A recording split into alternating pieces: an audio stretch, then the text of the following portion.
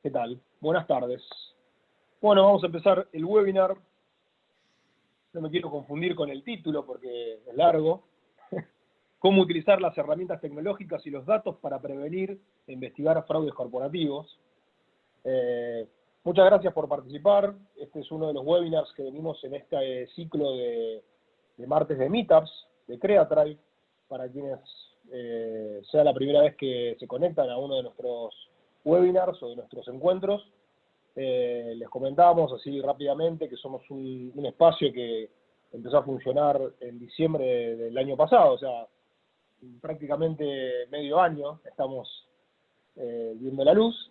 Un espacio que estaba localizado en la ciudad de La Plata, más precisamente en la localidad de Gonet, que funciona con 3 ejes, un espacio que es de coworking, pero a su vez apostamos a todo lo que tiene que ver con la transformación digital, hoy que está tan de moda, parece un cliché, pero bueno, era la idea antes de que pase todo esto.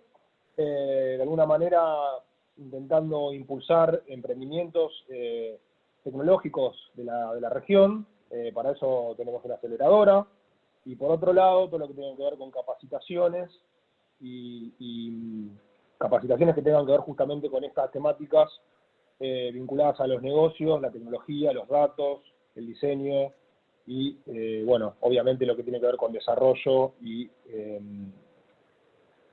desarrollo tecnológico.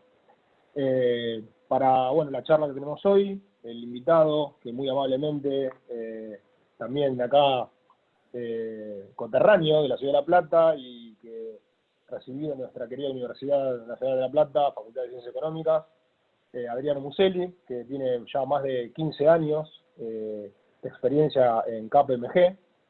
Como hablábamos recientemente, esos trabajos que ya tanto no existen, de tanta perdurabilidad, pero bueno, él ya ha tenido paso por varias oficinas, no solamente acá en Argentina, sino también en Estados Unidos.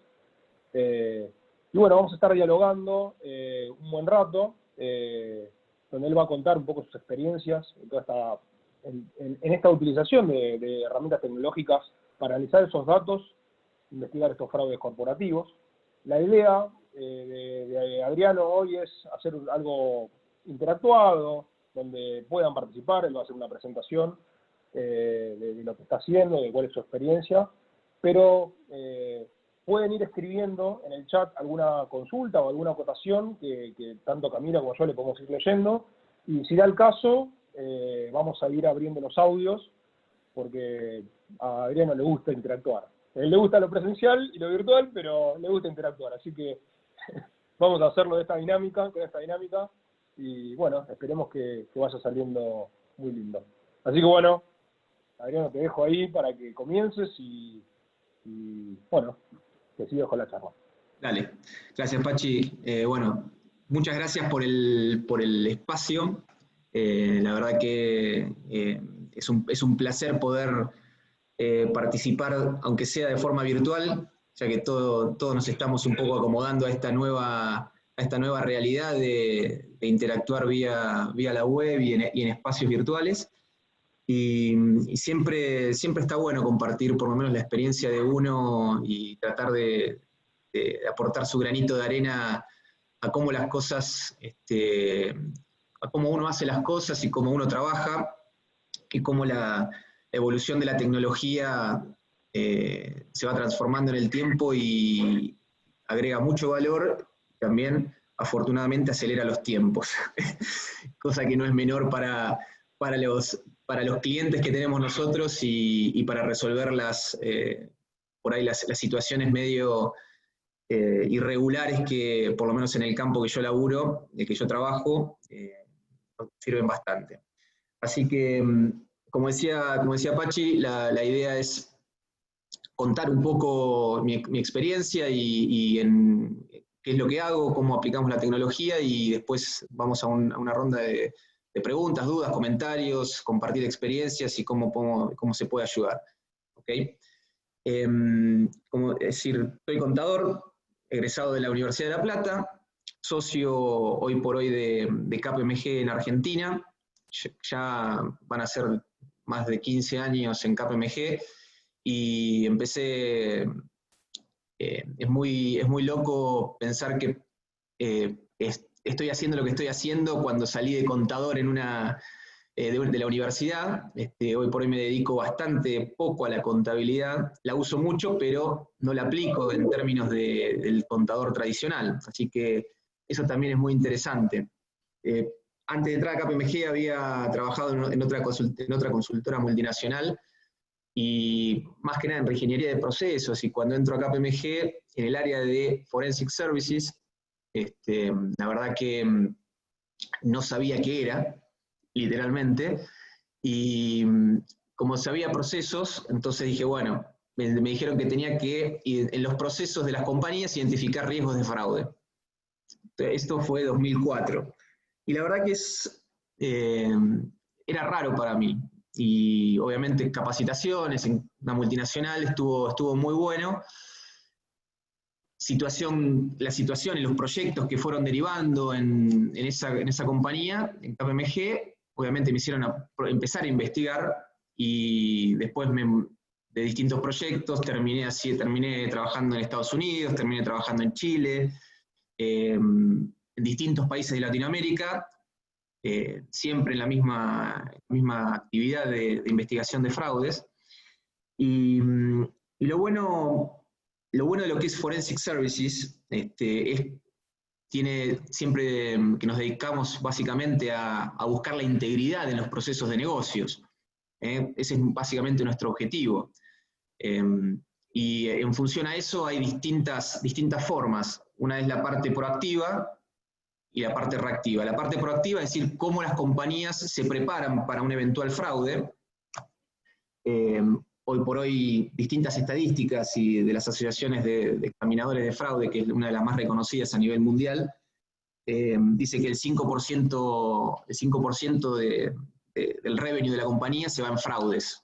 Fraudes que pueden ser hormigueo, que puede ser la mala conducta de un empleado, una colusión entre un proveedor y un comprador.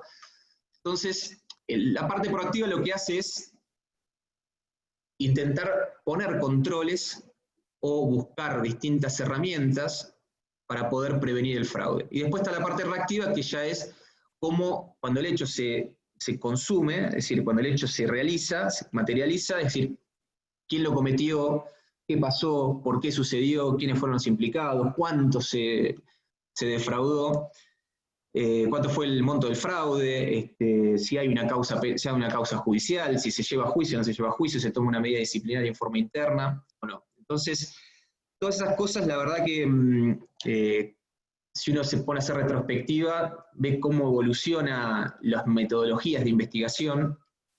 Y cuando hablamos de investigación, es una forma muy general, involucra varios procedimientos. Estos procedimientos, para poder investigar un fraude, llevan desde entrevistas, análisis de la contabilidad, análisis de información de contratos, todo lo que es relacionamiento o antecedentes de un proveedor o de una persona o de una empresa. Es decir, todos esos son procedimientos que nosotros realizamos, y obviamente, como decía, como la tecnología cambia muchísimo, es súper interesante cómo cuando yo empecé en esto, tardábamos por ahí meses o años en hacer una investigación, y los tiempos hoy por hoy son mucho más cortos. Nosotros trabajamos mucho con abogados en las dinámicas de las investigaciones cuando el hecho ya está identificado o hay una sospecha en la empresa. Y para contarles un poco a qué se refiere con estos procedimientos en una investigación, básicamente en lo que es una investigación nosotros tenemos que saber cuál es la sospecha de esta irregularidad que se puede estar dando dentro de la compañía, o puede ser un acto de corrupción con una empresa pública. Esa sospecha esas premisas que nosotros tenemos para la investigación, después hay que hacer varios procedimientos para poder validarla, ¿ok? Entonces, ¿qué hacemos? la sospecha de que hubo una colusión, un arreglo entre un comprador de la compañía y un comprador de una entidad pública y el comprador y el vendedor de otra compañía. Entonces, ahí vemos cómo existen qué personas son las que autorizan esas compras o esas ventas, quiénes son los que aprueban, si hay una coima de por medio puede ser otra situación que hay que analizar, o hay un sobreprecio. Entonces ahí se empieza a involucrar procesos de lo que son las comunicaciones dentro de la compañía, es decir, lo que nosotros llamamos procedimientos de forensic technology, de tecnología forense, que es que nosotros agarramos, es decir, dentro de las personas sospechadas en esa investigación, lo que hacemos es identificamos a esas personas, hacemos copias de esas máquinas que las personas trabajan para poder evaluar o buscar alguna evidencia digital dentro de esas personas para poder ver si hay alguna evidencia que le puede llegar a servir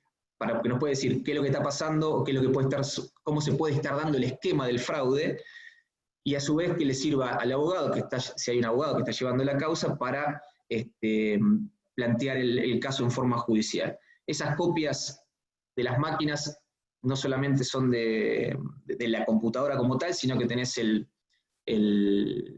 teléfono, el móvil, si existen tablets,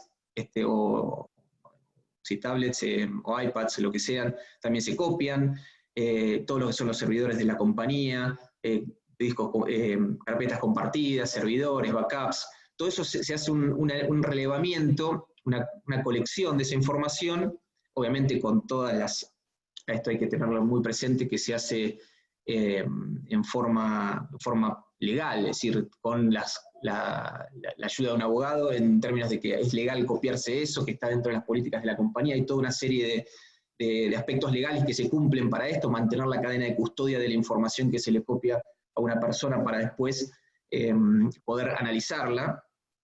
Y obviamente la tecnología ahí juega un papel clave, es decir, esa información, ese volumen de información que uno empieza a tomar de distintos usuarios. Nosotros hemos tenido investigaciones desde un usuario, 2 usuarios, hasta 250 usuarios, que se les llamamos custodios de información, que empezás a procesar.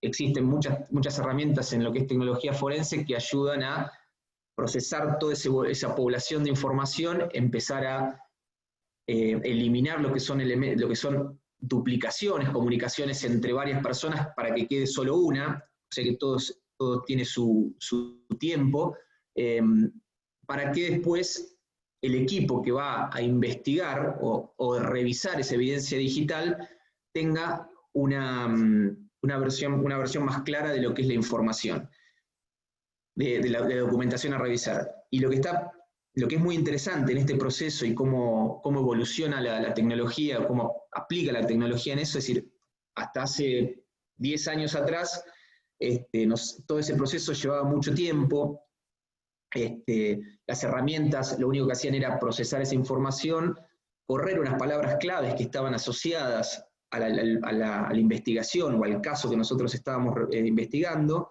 y eso empezaba a tener una serie de hits, de resultados, que eran los que nosotros íbamos a revisar. O sea que la población se iba reduciendo, se iba acotando a lo que nosotros íbamos a investigar y en realidad a revisar para que sea complemento a los otros procedimientos que ahora les voy a comentar de la investigación. Y hoy por hoy, con las herramientas de Machine Learning, las máquinas hoy por hoy aprenden a leer tienen ciertos algoritmos que ya saben cuáles son las palabras claves o las comunicaciones que uno va identificando en este análisis de los resultados de los correos electrónicos, de archivos Excel, de archivos PowerPoint, Word, PDFs, un montón de información que uno va analizando. Ya las herramientas de tecnología forense ya tienen ya al momento de ponérselo al revisor, ya tiene ciertas ciertos alertas o indicadores de cuáles son las comunicaciones más relevantes.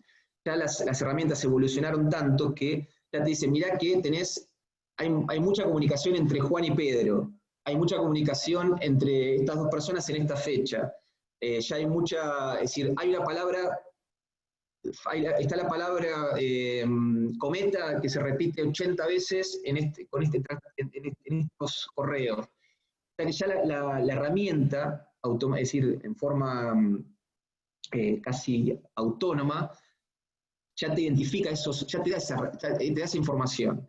Y lo bueno es que cuando uno empieza a revisar esa documentación, esa evidencia digital potencial, a medida que va revisando, ya la herramienta ya va aprendiendo a identificar esas comunicaciones o esas palabras claves que son las que uno más revisa. Entonces, la población de información se va acotando y acotando y acotando.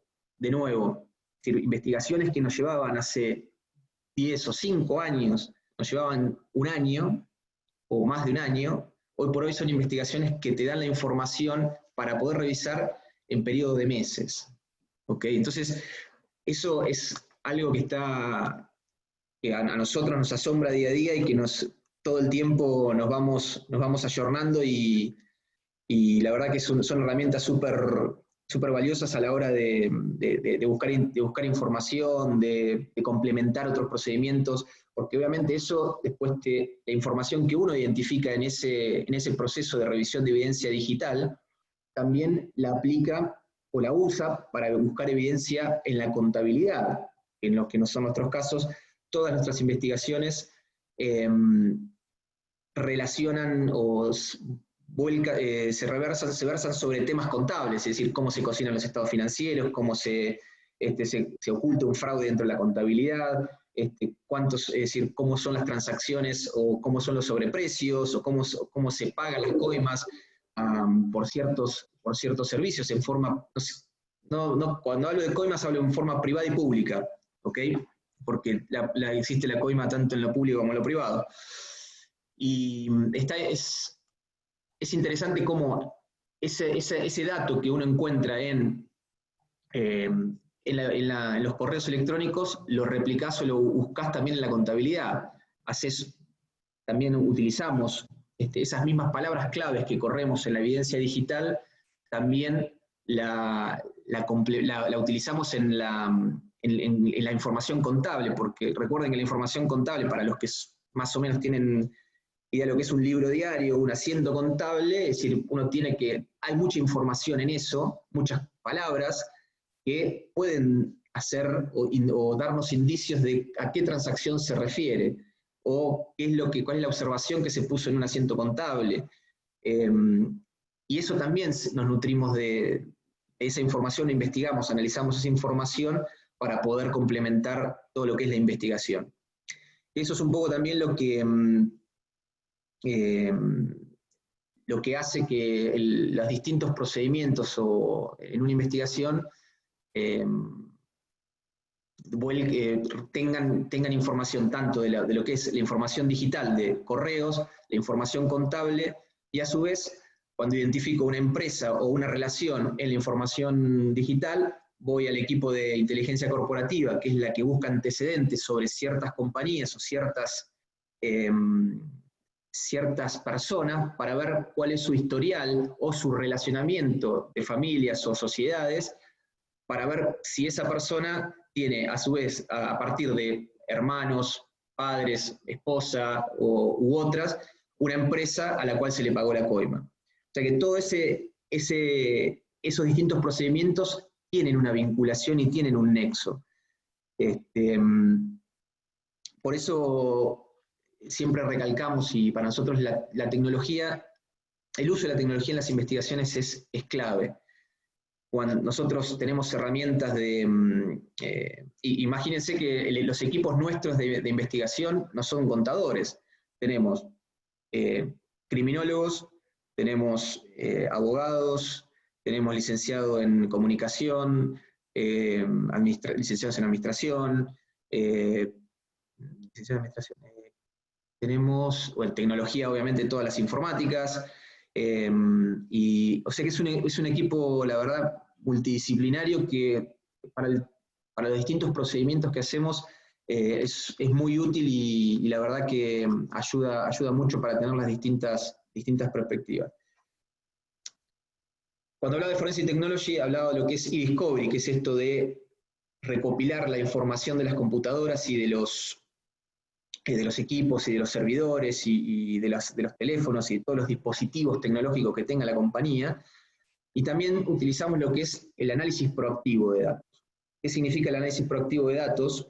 Y esto se utiliza tanto en forma proactiva en una compañía y en forma complementaria en una investigación.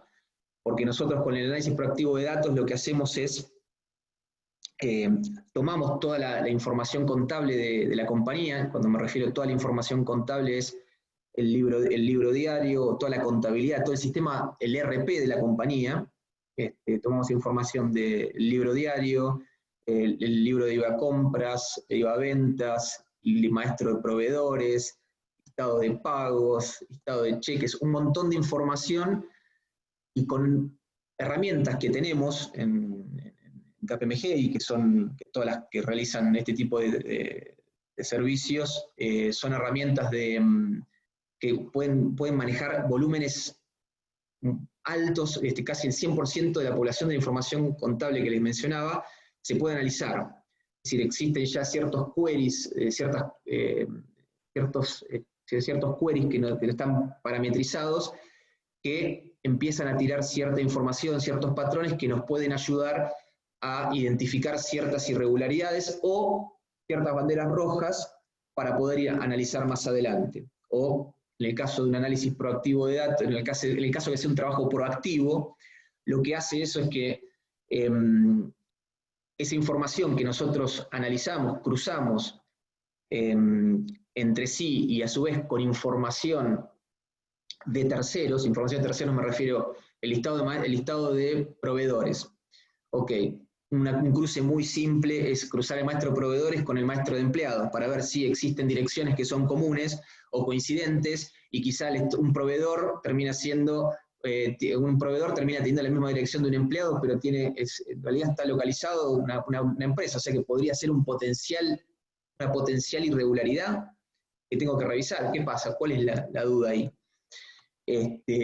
También puede pasar que las cuentas que yo estoy teniendo en el maestro de proveedores sean las mismas cuentas cuando hago transferencias de un empleado. O sea que esa puede ser una duda. Perdón que está sonando el teléfono, esto no estaba planificado. Perdón, ¿eh?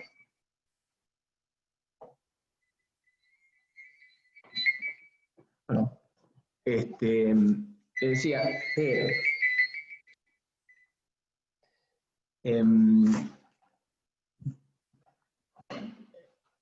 ese cruce de datos entre información de la cuenta de un proveedor y la cuenta de un empleado puede ser una irregularidad. Muchas veces lo que hacemos es, esa información de la compañía la enriquecemos. ¿Qué significa?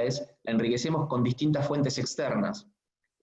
Fuentes de AFIP, fuentes de fuentes de información que existe es pública, listados de compañías que surgen de los periódicos, de los medios de comunicación, listados de PEPs, de personas políticamente expuestas, para ver si existe alguno dentro de nuestro listado de proveedores o dentro de nuestros empleados.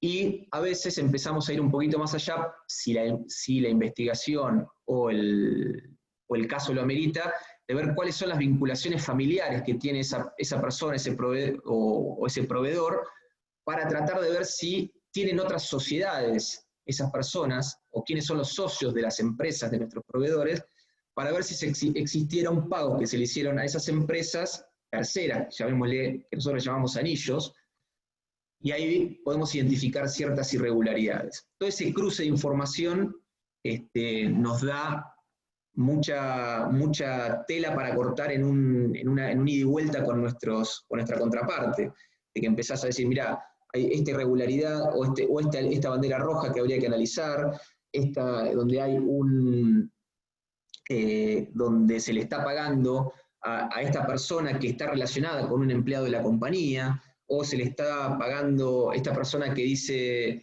que el nombre del proveedor es A, pero se le está transfiriendo a la persona de la cuenta que es B.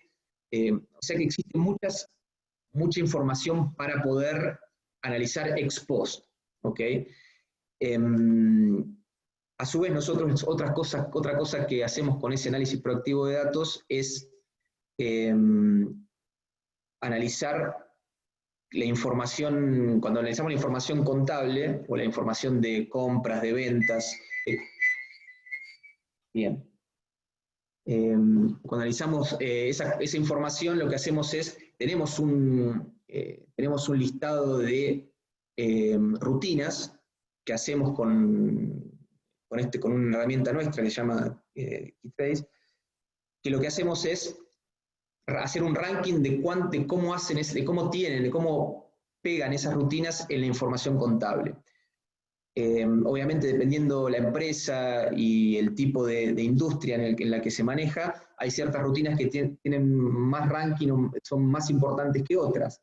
Esos rankings, esas rutinas están relacionadas con, por ejemplo, compras que se hacen a empresas que también se cruzan con información de terceros, empresas que quizás tienen mucha facturación dentro de la compañía y en AFIP figura que tiene 0 empleados, a compañías que tienen irregularidades en la AFIP, compañías que pagos que se le hicieron a una compañía o pagos que están todos terminados en 0, por ejemplo, que se le paga X cantidad de compañías, se le pagó 100.000 pesos todos los meses, facturación correlativa, que puede llegar a ser de personas o de empresas, o sea que es el único empleado que tenemos, el único proveedor, somos el único cliente de esa compañía, cosa que es raro.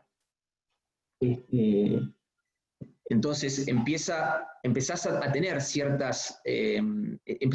tener cierta información a los efectos de poder analizar y de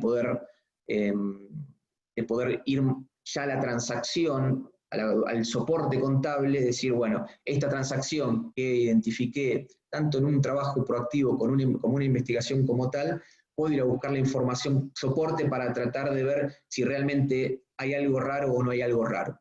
¿Ok? Creo que eso es un poco de cómo la tecnología nos está impactando hoy. Obviamente hacemos mucho de lo que es respuesta a incidentes o ciberataques, es decir, eso ya es algo estándar en nuestra línea y eso va más, tenemos gente que es lo que es el hacking ético, que hace todos los procesos de cómo investigar estos ataques y poder presentar la evidencia de cómo fue la vulneración que se hizo, qué fue la información que sacó, cuánta información se sacó, cómo fue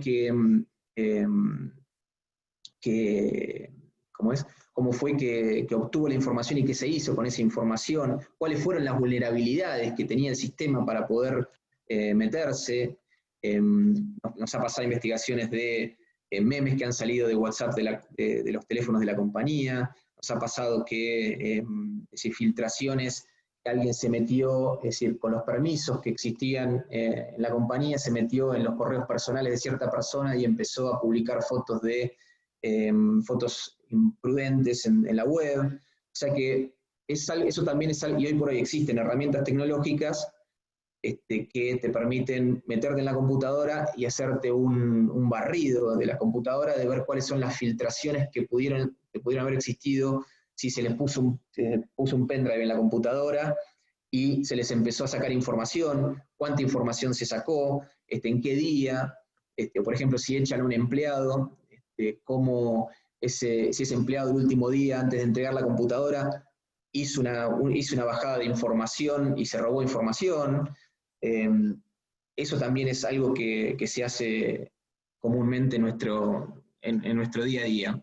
O sea que nosotros nos dedicamos a buscar todo lo que es fraude en casi 24/7. Y y de nuevo, la tecnología o cómo los datos hoy por hoy, y los datos, sí, tenemos un área que trabajamos también, que si bien no es dato puro en términos de análisis de datos, en términos como llamamos los números y demás, sino que el área de inteligencia corporativa nuestra lo que hace es, mira, viene un cliente y nos pide, mira, yo necesito saber un poco los antecedentes o la historia financiera, familiar, societaria, reputacional de una empresa o de una persona, y obviamente el mundo hoy por hoy tiene, o la gente y las compañías, hay una exposición de información, una exposición de información tan grande que empezar a recopilar toda esa información, pensar que muchas veces hacemos búsquedas en 450 bases de datos públicas o privadas para saber si hay un juicio de la empresa A que tiene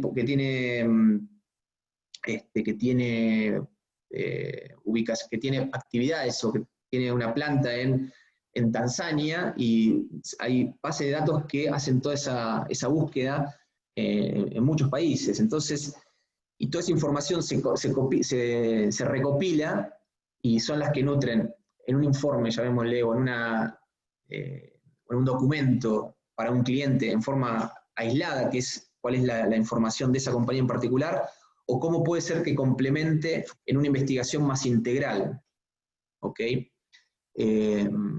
Así que bases de datos, es decir, los datos o la tecnología en ese tipo de trabajo son muy importantes, porque también hay mucha recopilación de trabajos históricos nuestros, de fraudes, por decir uno público, es que hay mucha información que después pega a muchas empresas, que es el de Odebrecht, el de varios casos públicos que obviamente no sirven, por llamar alguno, el de los casos de los Kirchner, que hay libros que tienen muchas empresas, nombre de empresas que están en situación irregular o que tuvieron problemas judiciales. Todo eso forma parte de bases de datos que se van creando para poder después cruzar con toda la información de la compañía. O sea que ahí es donde empieza a cruzarse tanto la evidencia digital como la evidencia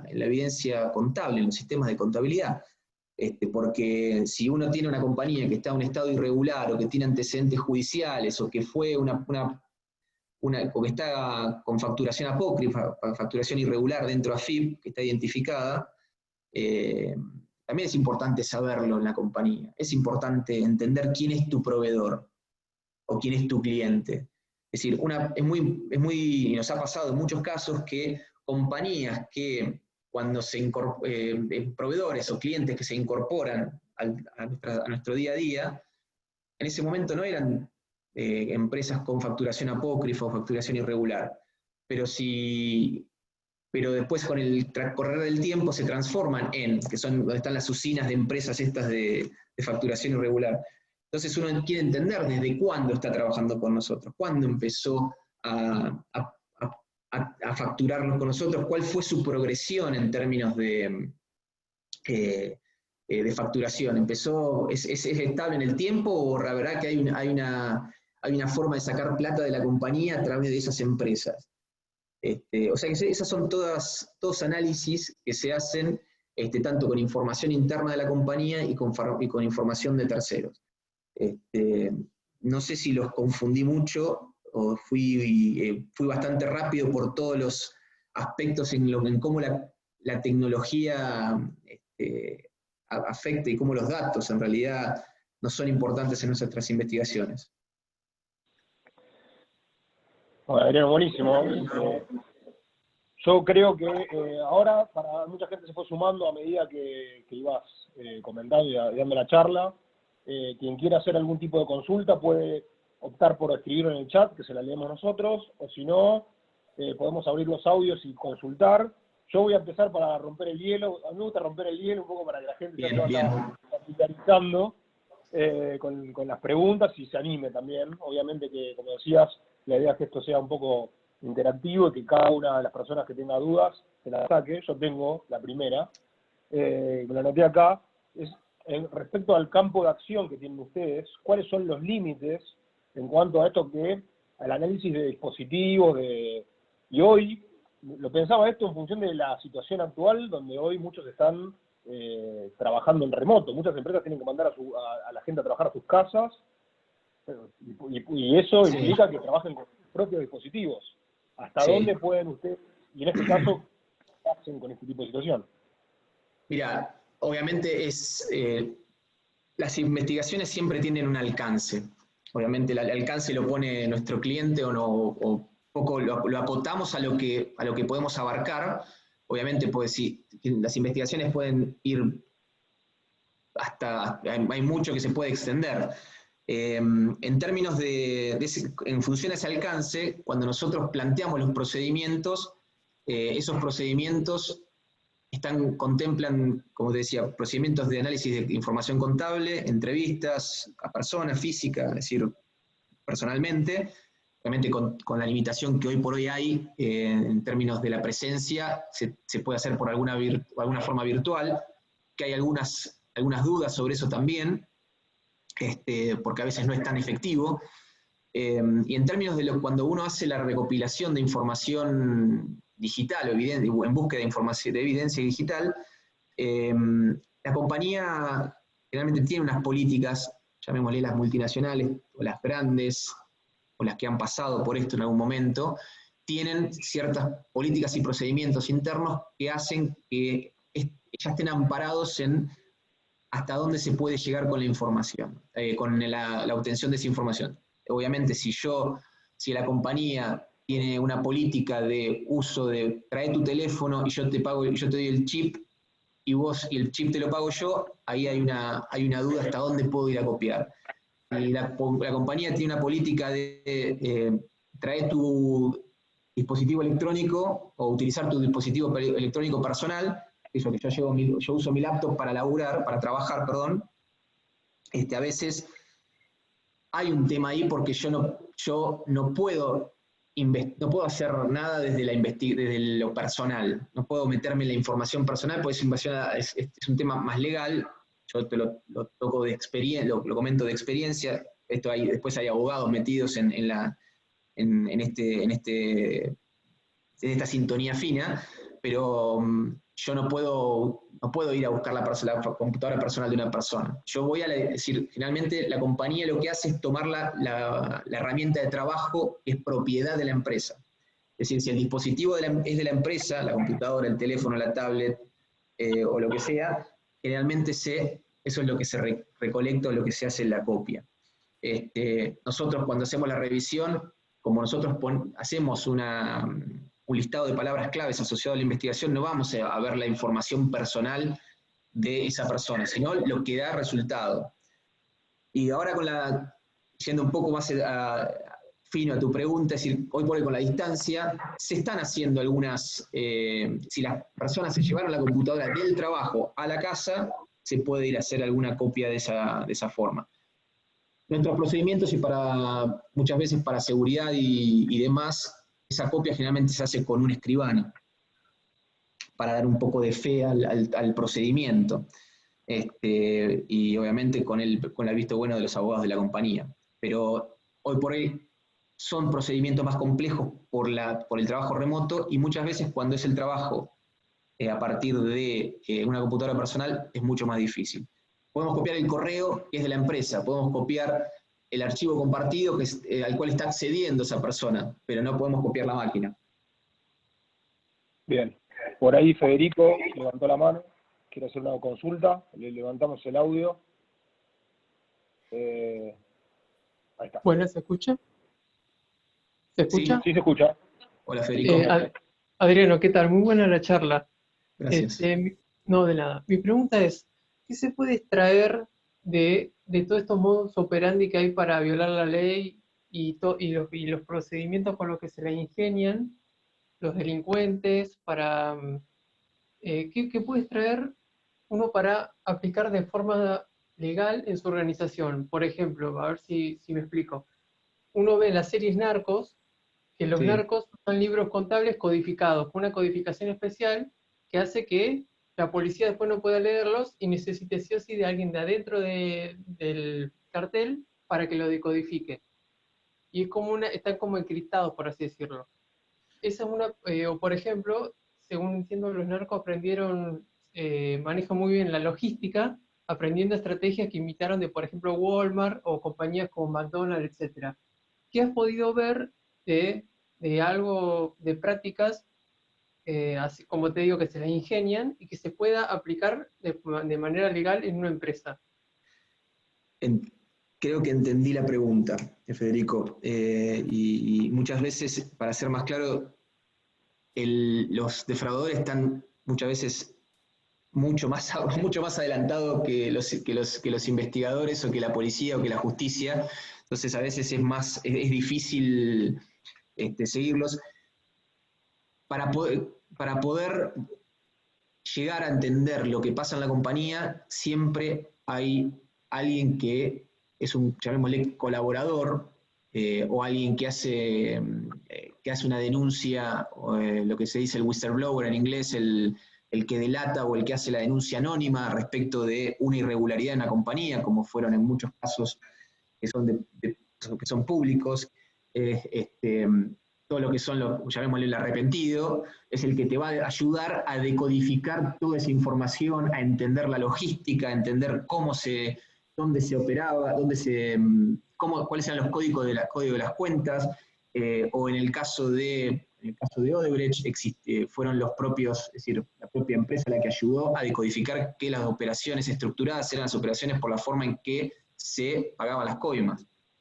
Entonces, siempre es muy difícil que uno por motus propio, o a no ser que esté expresado en una comunicación de correo electrónico o de WhatsApp, que es muy difícil, pero, ojo, hay veces que los defraudadores o los criminales son tan confiados que pueden llegar a hacerlo así, que nunca lo van a descubrir, pero siempre hay alguien que te colabora. En el caso de encriptar la información, y ahí ya pasa por cómo la gente de tecnología cómo puede decodificar o cómo puede desencriptar eso. Y la obtención de la información siempre tiene que ser legal para poder ser utilizada en juicio, porque si no, no la vas a poder utilizar y queda invalidada. ¿Se entiende? Sí, No Adriano, sé entendí. ¿Se respondió la pregunta? Creo que sí. Sí. Bien, Te agradezco. Muchas gracias. de nada. Bueno, gracias Federico. ¿Alguien quiere hacer algún tipo de consulta, algún comentario? Le puede escribir, le podemos subir el audio, como les parezca más práctico.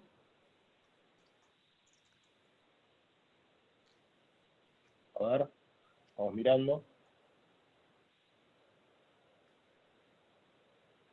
Fuiste muy claro, Adriano. ¿Sí? ¿Estuvo bueno? ¿Estuvo interesante? Yo creo que vino la semana pasada tuvimos otro webinar que fue documentos y contratos en la era digital, y voy a hacer una pregunta ya que estoy. Hablaste que trabajás mucho con abogados.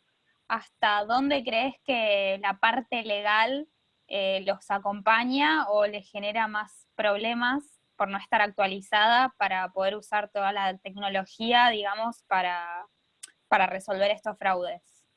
Si es más un problema o los ayuda. La tecnología, cuando te referís a actualizada, ¿a quién? No, digamos, en esto de los fraudes, Sí. y vos trabajando con abogados, por ejemplo, esto que decís de que la búsqueda de la información tiene que ser del lado de la ley para que tenga validez. Ok. Mirá, siempre nosotros trabajamos por lo que es decir, la compañía contrata a los abogados y nosotros trabajamos bajo las órdenes del abogado. El abogado es el que da los lineamientos de un poco de lo que hay que buscar o de lo que tienen que tratar de lo que tienen que catalogar como delito. Entonces, nosotros muchas veces ellos dicen, bueno, necesitamos ver que hubo una falsedad en la información o una comunicación donde me justifique el fraude, o que estuve teniendo comunicaciones con este tercero que no está en mi maestro de proveedores y el cual estoy emitiendo el pago. ellos te marcan un lineamiento. Bien. Nosotros siempre, obviamente es una comunicación y es un diálogo permanente con los abogados para que la información o la evidencia que nosotros proporcionamos, sea válida para un juicio, sea válida para ser presentada como evidencia. Lo que hablábamos recién, quizás, para poder copiar una máquina, en realidad la compañía ya debería tener ciertos paraguas para poder copiar una máquina, es decir, que ya está establecido en el código de conducta de una compañía.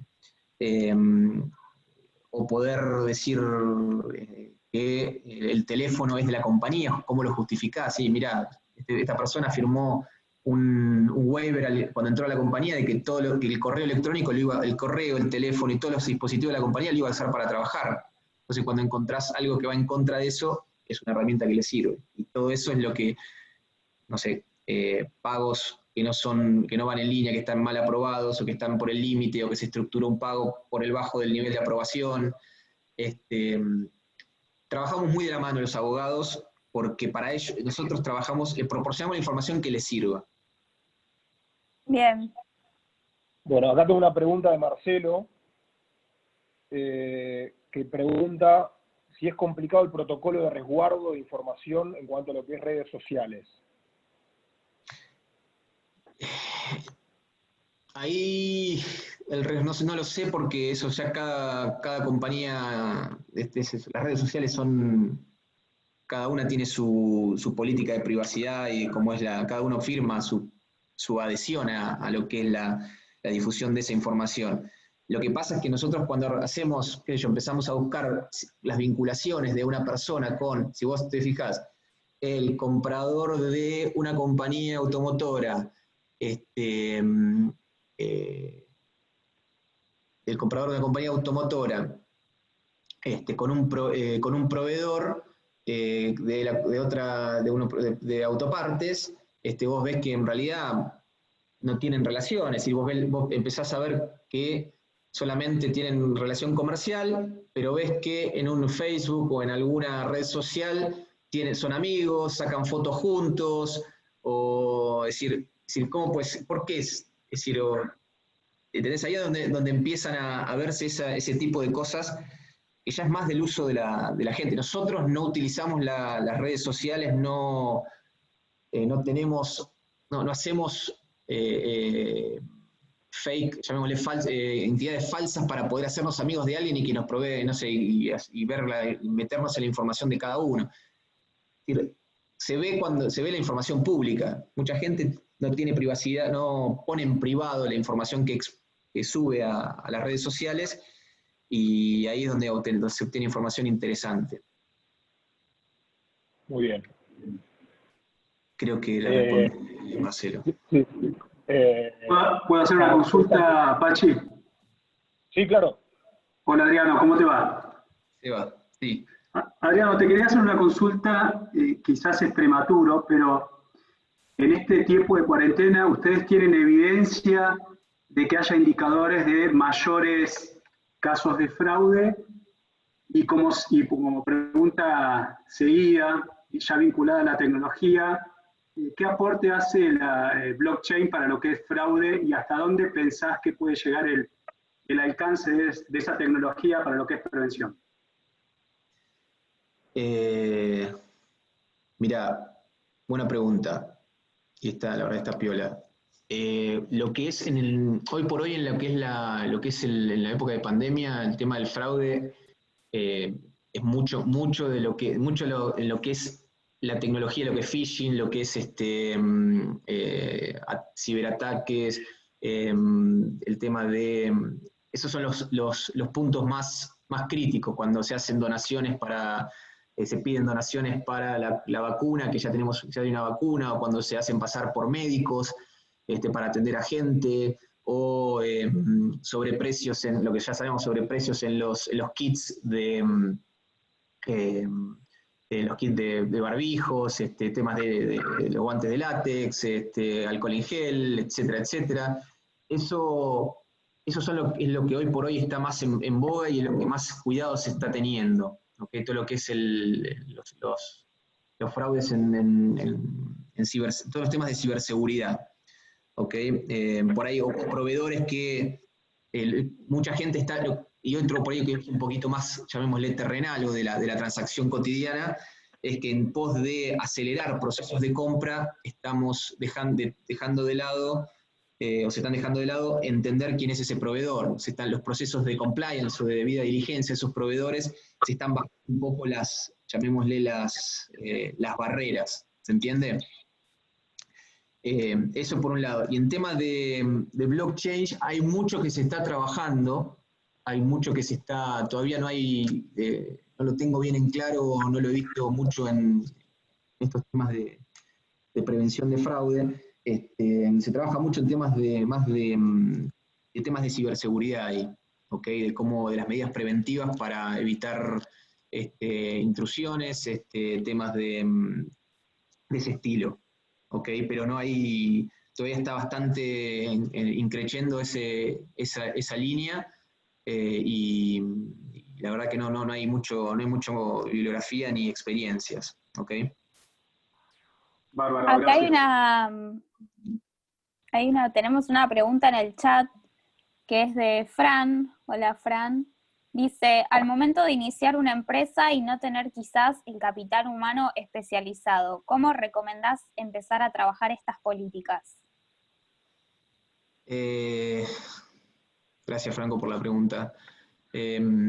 Mira, hoy por hoy hay mucha experiencia y mucha información de empresas que han empezado, que las tienen publicadas, empresas multinacionales que las tienen publicadas en sus sitios, y hay políticas, obviamente, para una empresa pequeña que recién empieza, no se necesita lo que es un Walmart, un McDonald's, como ese tipo, pero sí son buenos, son muy buenas prácticas. Así que yo eso lo tomaría como, no haría un copy-paste, pero sí lo tomaría como el código de conducta, políticas antifraude, políticas de privacidad de la información. Hay mucho material circulando en compañías grandes y que han hecho mucho producto de fraudes internos, como es el caso de Siemens, caso de Walmart, caso de Odebrecht también está haciendo, Johnson. Hay un montón de compañías que tienen políticas muy, muy interesantes, compañías argentinas también. Así que yo lo tomaría como caso y después lo bajaría a tierra lo que es la operación de la compañía que está empezando. No sé si respondí tu pregunta. A ver, ahí debe estar en el chat, ahí me fijo. Mientras, si alguien más tiene alguna otra consulta, puede levantar la mano o le habilitamos el micrófono. A ver ahí si está Fran por ahí. Muy claro, gracias. Ahí contestó. Buenísimo. Bueno, ¿alguna consulta más? ¿Alguien que quiera levantar la mano? Estoy acá ¿Alguna chequeando. duda? ¿Una experiencia? Es decir, sí, hoy por hoy, es decir, lo que preguntaba Sebastián, esta piola, porque hay mucha cosa falsa dando vuelta. Entonces, y mucha gente que está usando su computadora personal con por ahí medidas de seguridad un poquito más débiles que lo que es la computadora de una empresa o lo que es el desktop de una empresa. Personas grandes que están accediendo a las computadoras, que por ahí no están tan acostumbrados, personas, es decir, los chicos accediendo, ahora hay que prestarle la computadora a los chicos para que hagan a los hijos para que hagan un Zoom, y quizás se meten en cualquier lado. Claro. Entender bien cuáles son entender bien lo que es un phishing o lo que es de ingeniería social. Esas cosas están muy fáciles de caer en eso. Así que a tener precaución. Bueno, por acá no veo alguna otra consulta. Desde ya, muchas gracias. Estuvo súper interesante y siempre aprendiendo algo nuevo con los webinars. Gracias. Así que gracias por sumarte. Gracias a todos los que se sumaron. Los voy a invitar. El próximo webinar no tiene mucho que ver con esta temática, o sí, pero es sobre e-commerce. Lo va a estar brindando Virginia Fey de TiendaUp. Así que después vamos a estar publicando toda la información. Y bueno, muchas gracias a todos. Gracias, chicos. La verdad que muy bueno. Y cualquier duda o consulta me la hacen llegar vía redes o vía ustedes. Encantado de compartir esto. Gracias por el espacio. Y gracias a los participantes. Bueno, muchas gracias, Adriano. Hasta la próxima.